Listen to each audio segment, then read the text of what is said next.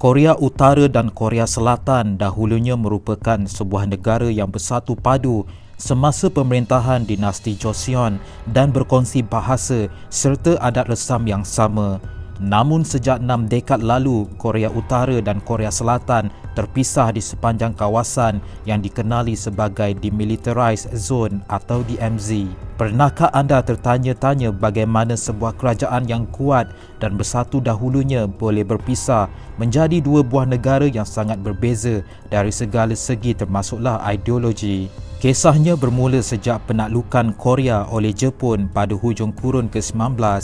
Empire Jepun mengambil alih semenanjung Korea secara rasmi pada tahun 1910. Jepun memerintah Korea secara proksi melalui Maharaja Boneka sejak kemenangan mereka dalam peperangan Sino-Japanese pertama pada tahun 1895 lagi.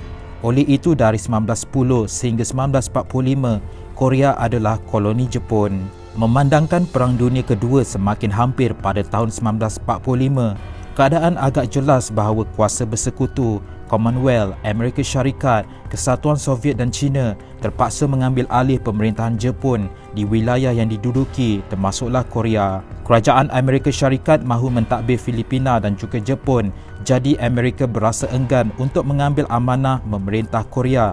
Jadi boleh dikatakan bahawa Korea bukanlah keutamaan Amerika.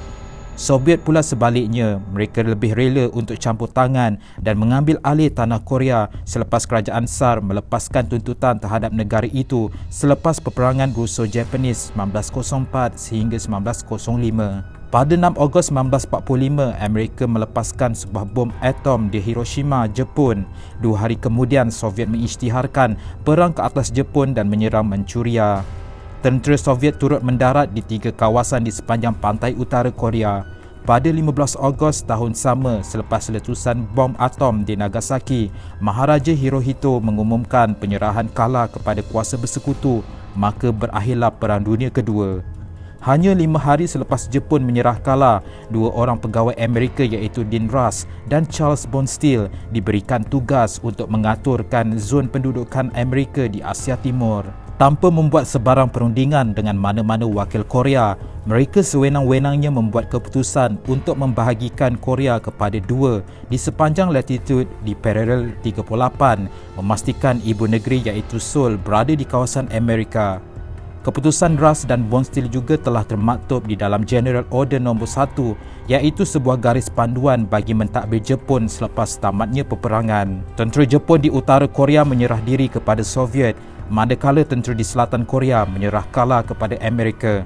Walaupun parti-parti politik Korea Selatan ditubuhkan segera dan masing-masing menghantar calon masing-masing sebagai pelan bagi membentuk kerajaan di Seoul, pentadbiran ketenteraan Amerika berasa takut akan kecenderungan calon-calon untuk berhaluan kiri. Amerika dan Soviet sepatutnya bersama mengatur pilihan raya di seluruh negara bagi menggabungkan Korea pada 1948. Namun, kedua-dua pihak ini tidak percaya antara satu sama lain. Amerika mahukan seluruh semenanjung Korea menjadi demokratik dan kapitalis. Soviet pula mahukan gabungan Korea sebagai negara komunis. Akhirnya Amerika melantik pemimpin yang anti-komunis iaitu Syngman Rhee untuk memerintah Korea Selatan. Korea Selatan mengisytiharkan dirinya sebagai sebuah negara merdeka pada 15 Mei 1948. Rhee secara rasminya diangkat menjadi Presiden pertama Korea Selatan pada Ogos tahun sama dan beliau serta-merta mula melancarkan perang terhadap komunis dan mereka yang berhaluan kiri di selatan paralel ke-38. Sementara itu, di Korea Utara, Soviet melantik Kim Il-sung yang pernah bertempur di medan perang sebagai Major dalam Soviet Red Army sebagai pemimpin di zon yang diduduki.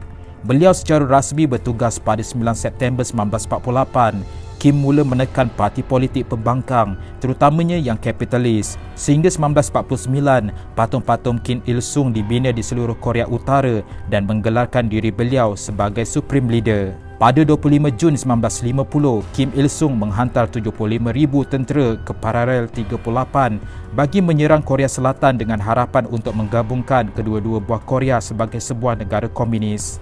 Pencerobohan itu berubah menjadi Perang Korea, iaitu perang saudara yang berlangsung selama 3 tahun, membunuh hampir 5 juta rakyat Korea termasuk tentera. Dengan campur tangan tentera Amerika, tentera Korea Utara akhirnya berundur ke daerah mereka dan mereka kembali di mana mereka bermula, iaitu dua buah negara Korea yang terbahagi di Paralel 38 atau DMZ.